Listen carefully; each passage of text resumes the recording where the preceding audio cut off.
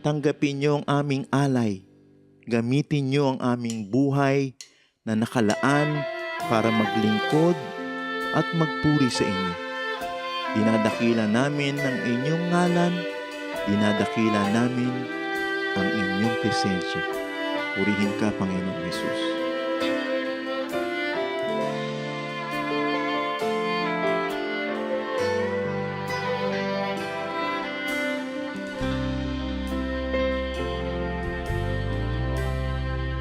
Salamat sa inyo, aking Panginoong Jesus. Ako'y inibig niyo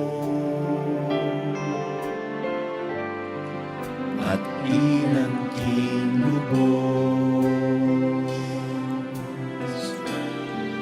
Ang tangi alay ko sa inyo, aking Ama, ang buong buhay ko, puso